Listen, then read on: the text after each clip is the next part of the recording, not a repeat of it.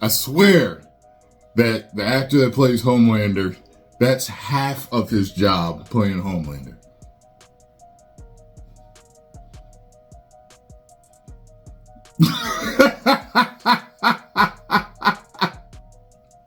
And A-Train always got the same damn look on his face, don't he?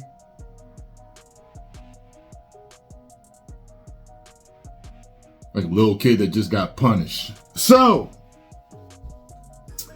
in this episode, we start out with A-Train, and I thought it was a throwback at first to his like origins, and then as it's continuing to go, I'm like, okay, no, it's not. This is too hokey. He's shooting a TV show, isn't he? Or a movie or something. Will Ferrell pulls up.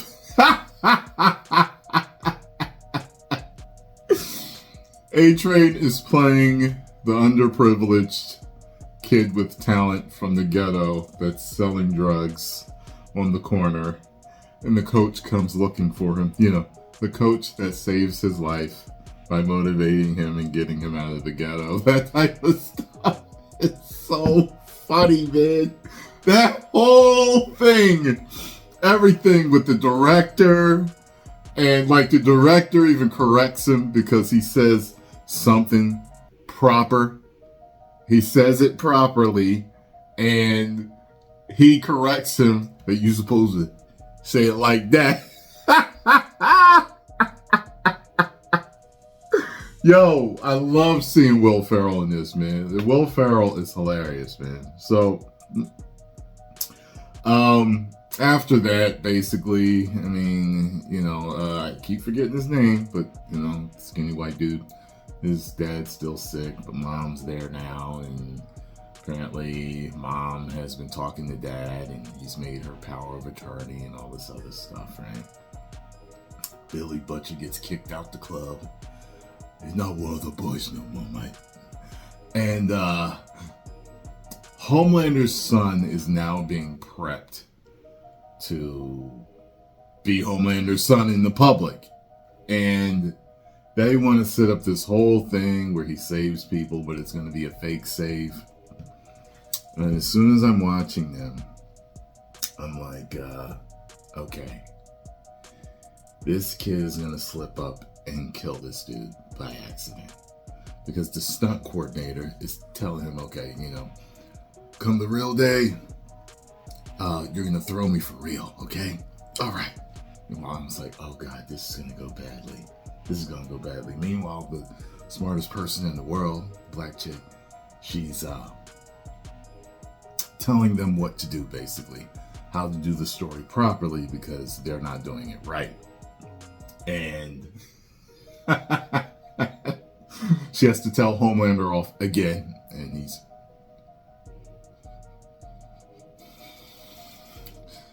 doing that again.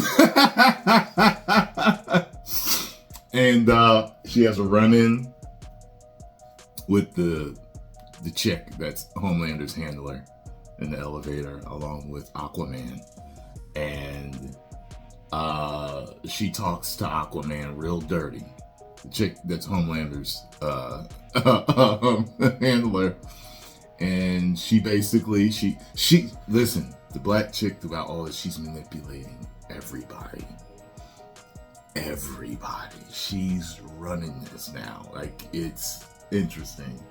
So she basically tells him, like, you gonna let her talk to you like that? Like, you're basically the king. You're the king of the seas with superpowers. You're the top of evolution. And you're gonna let her talk to you like that?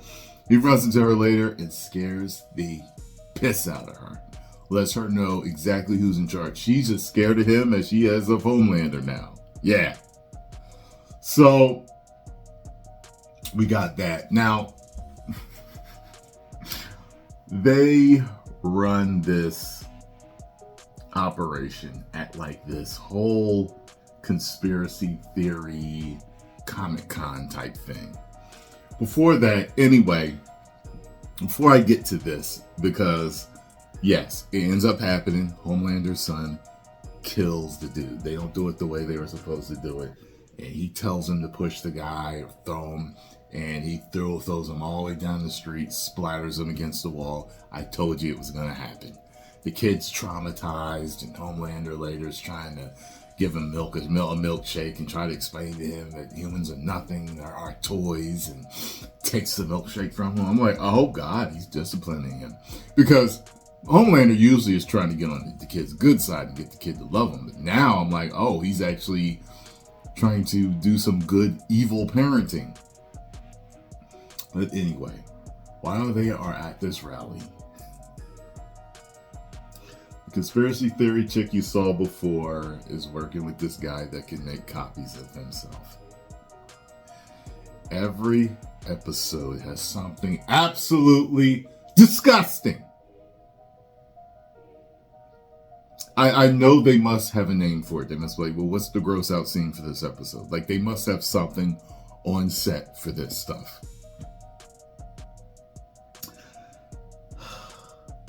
They catch this dude in the bathroom with all of his copies. My sphincter just clenched. I could hardly watch it. I mean, like,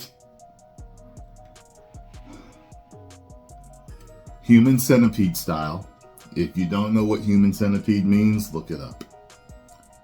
But I'm telling you right now, do not watch it. Do not watch it. You've been warned. Don't do it. If you're a person where stuff sticks with you for a while, after you've seen it, like you accidentally watched Two Girls, One Cup or something, and you can't ever don't watch it. Don't watch it. Okay. They catch him and all of their copies, all of his copies, Human Centipede style, pleasuring each other while looking at the conspiracy theory chick's picture. And that's all I will, because I caught a glimpse and I could see some out of my peripherals. I refused to continue to look at it, and like you could hear stuff like guys spitting and I don't know if they had doo-doo on. I'm not watching it. You have been warned for this episode too. Okay, you have been warned. They always trying to top themselves with this. Always, man. Always. So Billy helps them out because they get ambushed by the smartest person in the world, along with the guy with all his copies and the conspiracy theory chick, and they trying to work with Homelander and all this other stuff. And so basically they get to killing, and it's a fight between them and the guys and all his copies. And